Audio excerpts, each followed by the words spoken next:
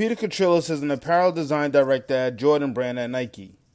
He has also been a footwear designer and has even owned his own brands and owned his own retail store. There are not many designers that have a full toolbox like him and have the ability to do graphics, footwear, apparel, go through their own production, and understand the wholesale and direct-to-consumer market landscape from a retail perspective. This is definitely a conversation for those looking to understand the multifaceted design journey of a true self-starter. So, Pete, thank you for taking this. I appreciate it. So let's start with what's your current position? My current position right now is Jordan Brand Design Director Apparel.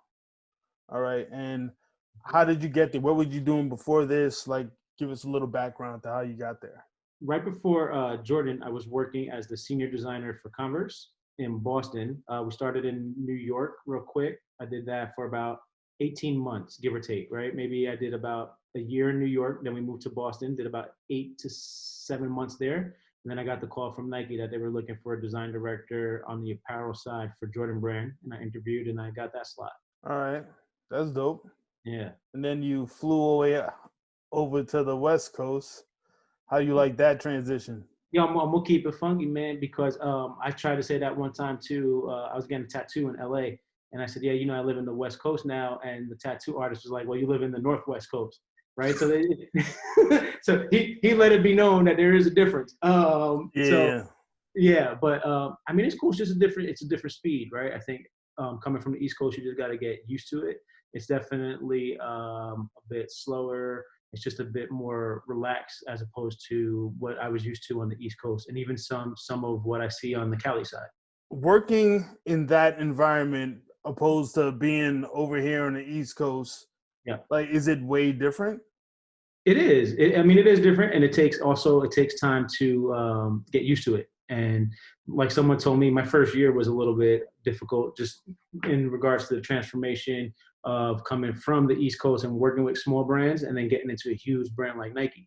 And I remember someone on the Nike side, I had a meeting with them, and they gave me some advice, and their advice was like, "Hey, you got to figure out what game you want to play, right? So each game is a different set of rules, right? So if you want to play the other game, which was on the East Coast, where it's move faster, hustle more, then there's a certain set of rules. But on this side, when you work for a bigger company and you work for a huge corporation, same game, but the rules are different. So you just got to figure out which set of rules you want to play by. And I think it just takes time, and you just got to adjust, and you got to really take your mind and think about just how to adjust to what their problems are and their needs are, and how to solve for that, as opposed to what you were used to solving for coming from a different space.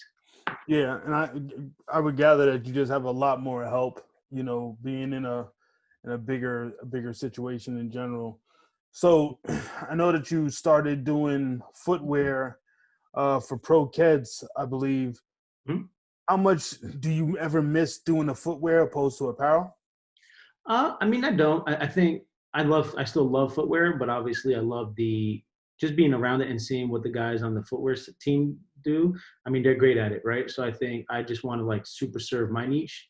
And I think the apparel side is really where I like to hone in on and really just focus on that part. So I don't miss it as much, because I think I'm able to do a lot that I want to see done on the apparel side. Does any of your past knowledge of designing footwear ever come into play with what you're doing, or even how you look at the market?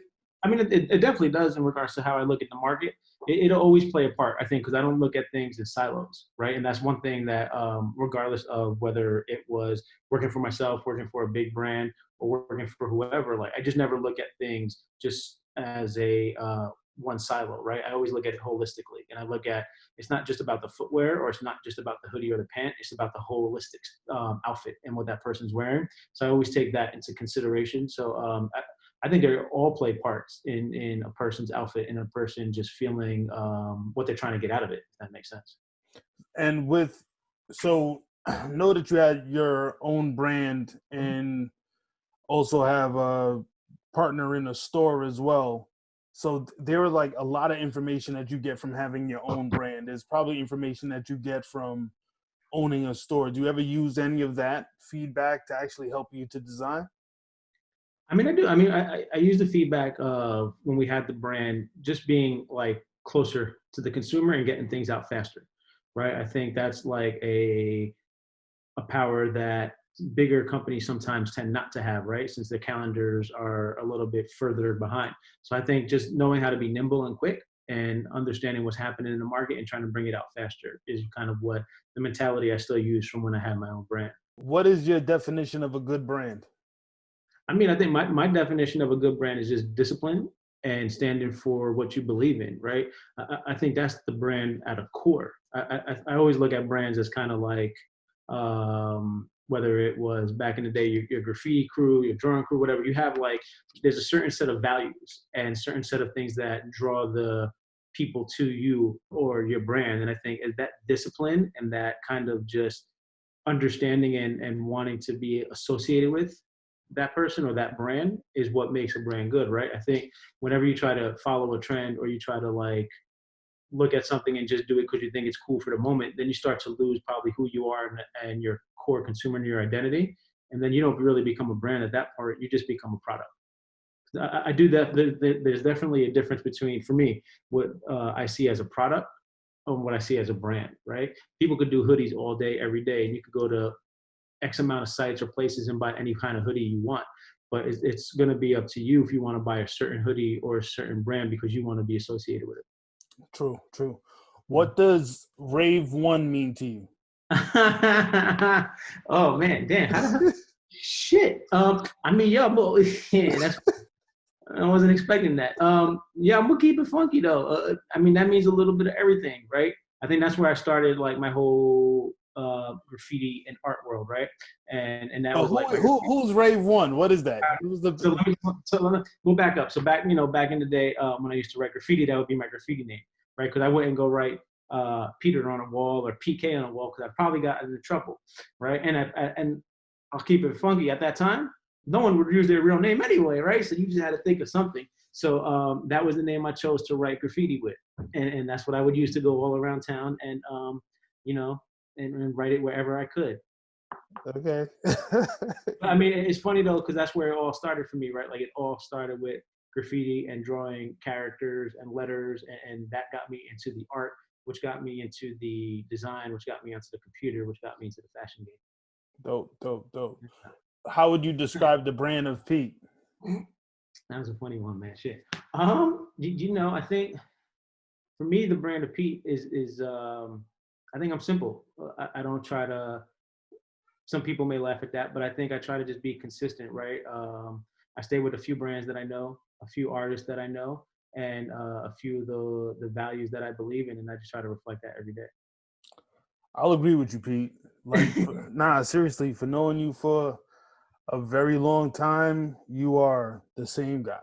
Yeah, oh man, I appreciate it. Like straight to the core, you're the same guy. I feel like you move up the ladder, sideways, whatever. You've always been the same guy, and that's very rare to find in this industry. I think that's part of building a brand, right? And I think that's the same thing. Like if you look at it through clothing, apparel, or fast food or drinks, like bro, if you go to McDonald's, you know what you're gonna get, right? When you order your burger, your cheeseburger, you know you're gonna get 2 pickles, a little squirt of mustard and ketchup, and you're out the door, right? Like you go there because you know what you're gonna get. Yeah. And I think as a creative, it's important to build consistency.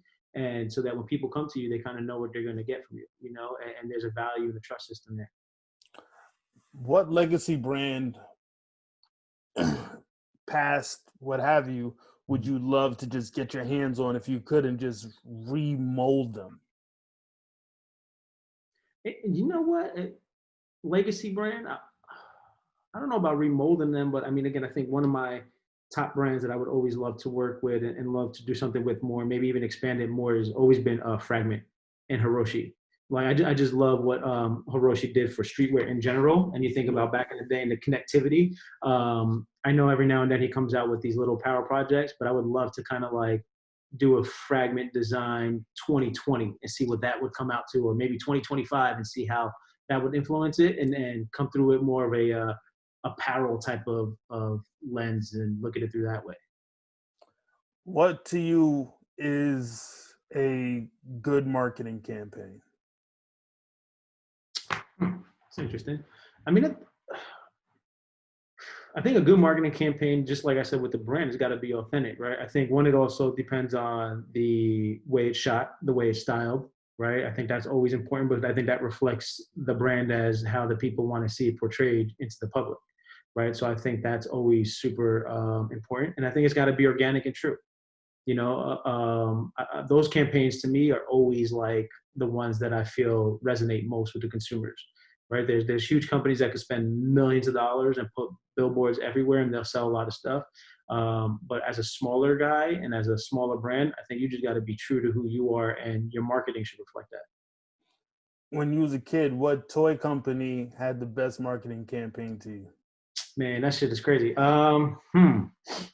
Yeah, I mean, it depends on what age you want to start. Like, I think when I first started, not first started, but some of the first toys I remember was like, the WWF toys.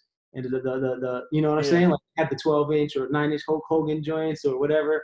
And I remember all those, like, they were gangster, right? Because I think at that time, too, if you think about it, there's a show on Netflix, too, about, like, how these were made or these toys. Yeah. But I think if you think about it, too, like, back then, all the toys, and you see G.I. Joe figures, they were all smaller, right? But then the wrestling toys, they came out, they were bigger, they were just solid rubber, and you was just like, oh shit, that shit is kind of crazy. But then you think about who they portrayed as the wrestlers, it kind of aligned with the message of what we're doing, right? So I think they did a great job. I mean, shit, I always loved, like, obviously Hot Wheels and things like that. I remember in the 4th grade, Teenage Mutant Ninja Turtles were the shit. So, little things like that I kind of remember. Got you. Wow. How do you think brands should cut through the clutter and the noise in this marketplace that we're in right now? Well, hold up. Well, let me go back to your other question real quick before we get into that one. And then, in toys, you're talking about kids as a toy, or like toys now? Like, we talking about like cause figures, or we talking about like? No, as a kid. No, yeah, no. But it's interesting that you say that, right? Because I think what happens is, I take this perspective with me, and I try to teach my kids this now too. Like, just because you start to grow up doesn't mean you have to stop liking toys or characters or figurines or whatever people want to call them nowadays, right? Like, who you are at your core is who you are, right?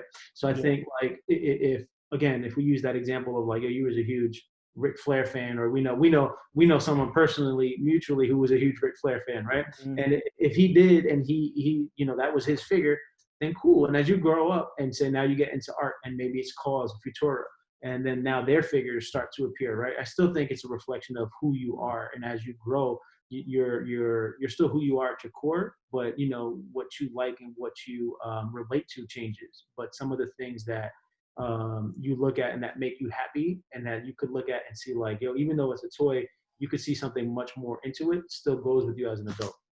Oh, I mean, I agree with that. I think that the whole idea of, like, collecting also comes from, for us, like, when you was a kid, there were certain things that you would collect because your friends were collecting, whether they be G.I. Joe, the Ninja Turtles, or whatever. You wanted to have all of it, as much of it. So now when society or street culture says you're allowed to collect this figure, right?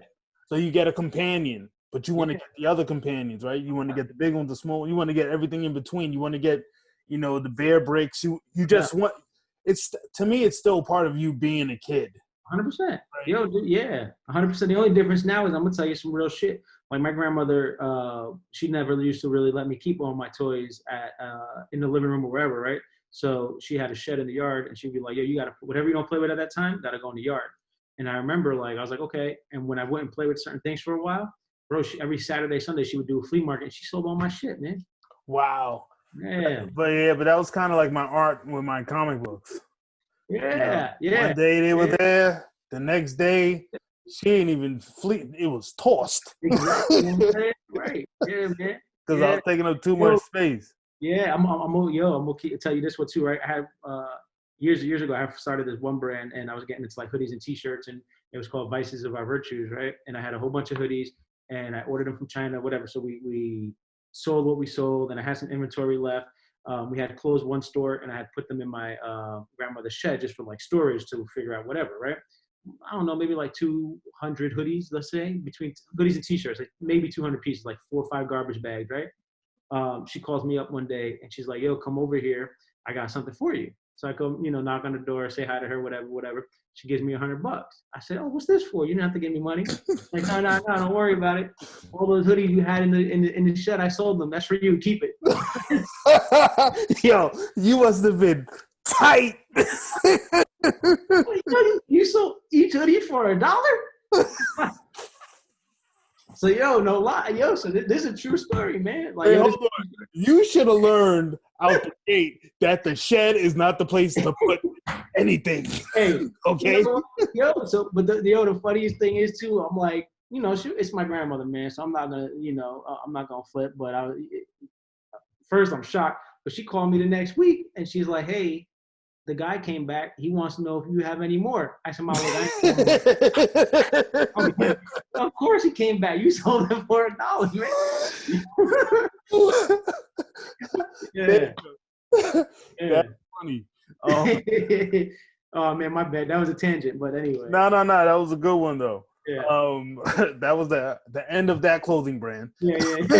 Yeah. So when you talk about branding and marketing, once she did that, everything went kind of sideways from there. So you gotta pivot from that one. Well, marketing wise, what do you see outside of budget that are one of the biggest problems for brands when they're marketing?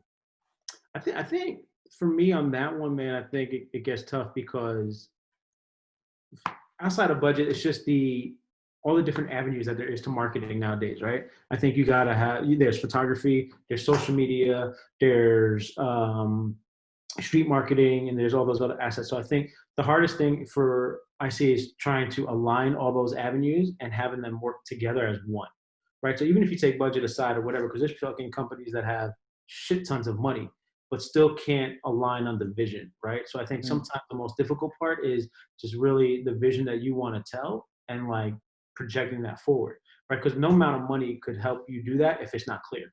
And if you don't know for your brand what it is that you want to project, right? So, and then I think, just like I said, I think with all those other avenues, sometimes you can't be the best person at everything, right? So you might have to get a photographer, or you might get someone to run your social or do whatever. And even if they were doing it for free, you still have to make sure they're doing it and doing it in a way that makes you feel good about the brand that you're trying to project, right? So I think it's just really aligning all that is a job in itself and is a responsibility that even without money just takes a lot. Yeah.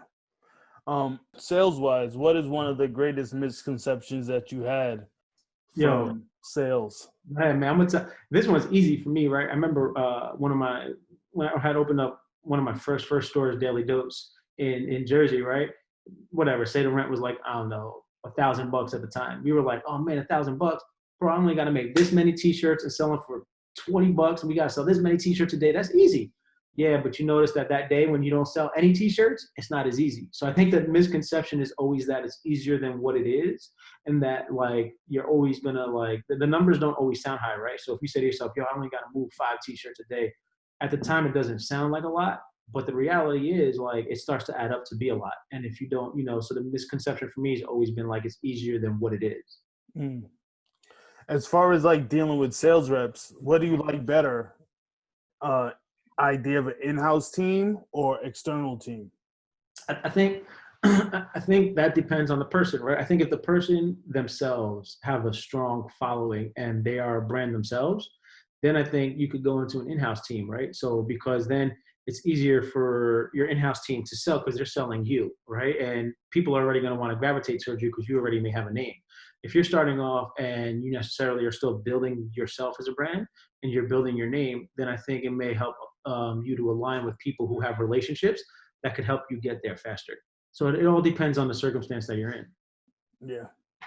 How does last season's sales influence tomorrow's creativity? Man, look, you can't. Man, I forgot the saying exactly, but like, someone told me you're not winning tomorrow's game with yesterday's score, right? So like that shit don't matter to me in a way. Like, look, all the money from last season you could do great, and then you still got to get all that money, put it back into the next season, and your next season's got to hit so that you could get that money again and put it into the next season, right? Oh, you're right about that. You know what I'm saying? So it's like you're right about that. Yeah, man. So I think that's the most important thing, and I think sometimes brands or people may even tend to forget that, right? You may think like, oh, okay, man, this season was great, man. We're rocking. But especially nowadays, like shit changes so quick and trends change so quick. So what you may have done yesterday, that may have been cool, but they may be over it by the time they get to wake up tomorrow. And you got to figure out how to move with them, or it's adapt or die. I mean, I think that's especially true for now. Yeah, 100%. You know, because we live in such a digital space, Yeah, and the transaction is happening. I mean, your profit margin is bigger Mhm. on digital platforms than it is brick and mortar. 100%. So, and you have so much noise, so much clutter coming your way that you, like you said, you just have to constantly adapt because, yo, the fish may go another way. They're not gonna come to your bait again. Just because 100%. they came today, they may not come tomorrow because No, somebody else is baiting them as well. absolutely, You and I know? think that goes back to some of the questions you're asking about marketing, right? Because as today as a brand, you could pivot so much faster because of social media and because of other things. So again, you have tools that back in the day we didn't have when we had to go up, right? So it wasn't like, yo, if we want to do this cool campaign, we could just automatically post it. We had to figure out like it's cool to, bro. Back then, I think we would shoot a campaign, do a lookbook, and usually carrying that lookbook to Liberty or whatever show you were doing at the time, right? There wasn't like social media wasn't popping like it was now. Now you do a look, you can shoot it right out there. So again, that doesn't come down to necessarily budget, but it does come down to what is it that you want people to see and remember you as. No, this is very, very true. Let me just ask you to drop a jewel for that up and coming designer that's trying to enter the design space. Yeah, I mean, I think I look at it. I would just tell them kind of what I looked at in my career, and that was always like curiosity led to creativity, right? And it was always like me being curious and figuring out how to get something done. And once I figured out how to get it done, just keep getting better at it, and then move on to the next thing, and then get curious about the next thing. So I mean, I think for me, my career, right? If you look at it, I started off doing CADs, and I didn't even know what the fuck a CAD was, right? I think back then when you called me, you were calling them croquis or whatever the fuck, right? So I was like, huh? And if you remember, like this is a true story. If you remember, I barely knew how to use Illustrator, right? I was using Photoshop, and then I came into the job and I started using Illustrator, and I would take the sketches and I would scan them one by one and redraw each body. And that's because I really didn't know Illustrator, but I was still curious, like, yo, I gotta figure this shit out. And I remember you were like, yo, you already did a hoodie, just change the line. I was like, no, I'm gonna redraw each one. But like, yo, but it took that, right? So I learned, so then it's like line work, line work, line work. And then it went from there to like, yo, all right, graphics. Oh, you call this puff? Oh, this is flocking? Oh, this is felt? Oh, this, okay, learn it, learn it, learn it. Then it went from that to, okay, now I'm gonna do cut and sew, learn it. And then it went from that to now I'm gonna do footwear. Oh, yo, that's what makes a sneaker. I remember when we were doing sneakers for Pro Kids, Dame came with a garbage bag and he threw a whole bunch of sneakers on my desk. And he was like, yo, we gotta figure this out. I didn't know anything about sneakers. So I Dame remember, being Dame Dash? yeah, Damon, yeah. So I was like, okay. He's like, because his thing was like, yo, these are my favorite sneakers. So you gotta figure out like how they're made or all this other stuff. And I'm like, bro, I'm doing hoodies and t-shirts. Like, oh, but okay, like fuck it, I'm curious. I want to figure this out too. So we went back home that night. I went to my mom's store because she owns a little deli grocery store. And at midnight when they closed, I said, hey, before you close, I need 10 minutes. I went into the back, and they have like this machine that they used to cut meat or do whatever. And I cut all the sneakers in half. And then I just like, And then the next day they cut the morning meat with that same slicer. no. We changed it. We changed it. Obviously, by now she probably changed it. That was over 18 years ago. But it was like, yo, cut the sneakers, right? But I always let curiosity lead my creativity and never fear, right? It was never like, yo, fuck it. Oh man, I don't know how to do Illustrator. Man, I can't take this job. Or man, I don't know how to do graphics. I can't take this job. Or I don't know how to do cut and sew. It was never about that. It was always like, yo, if I'm curious enough and I want to learn it, I can figure it out.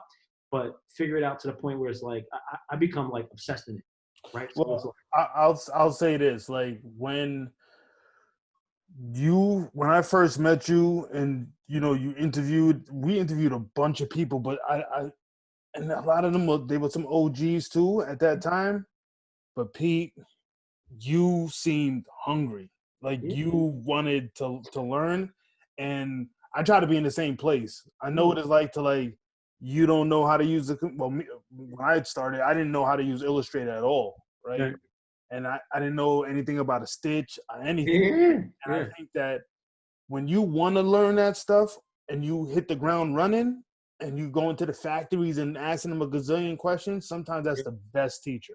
100%, bro. You know, I feel like for me it was always like that, man. Because even I remember you asked about the graffiti thing and the graffiti name, and I remember when I had started, man, I wasn't great, I wasn't good, and it was just like, but every day I would go with my black book every day, yeah. and I would practice the letters A, B, and then I'll just practice the characters. And so I remember one day we were going to do a wall, and this dude had asked me, he was like, "Yo, man, people was like, yo, when you first started, you was whack. And like all of a sudden overnight, you're nice." And I'm like, nah, what you think is overnight is what it is. But bro, what you haven't seen is the past X amount of, maybe a year, right? Time that I put in to be like, nah.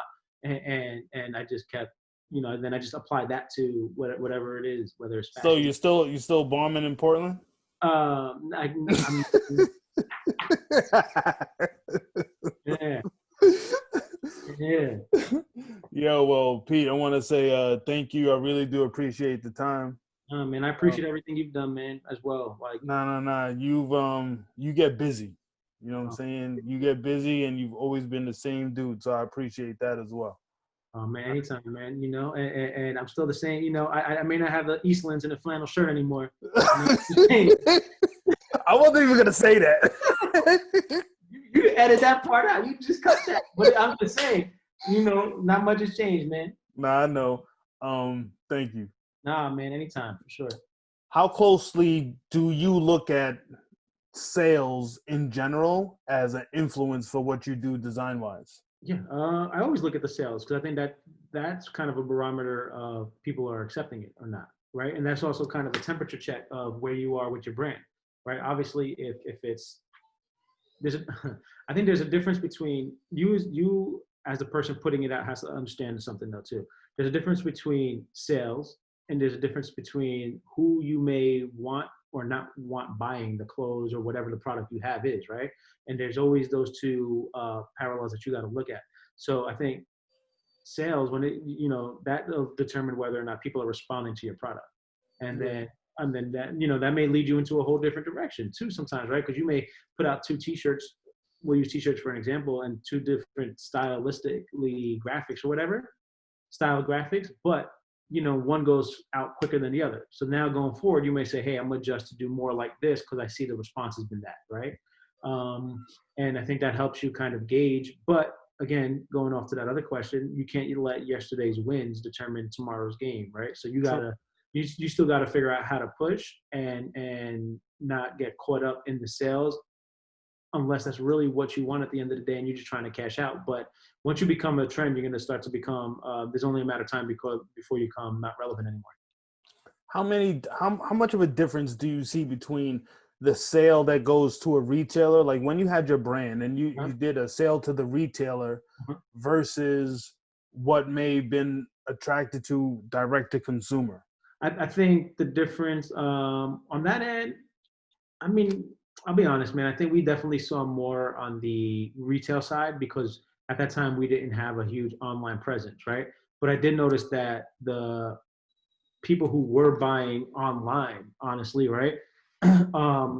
When you start to see who they were and kind of how they style it, it just felt a little bit better and a little bit more truer. I think they're coming to, for me, they're coming to your brand because they actually fuck with you and they're coming directly to you.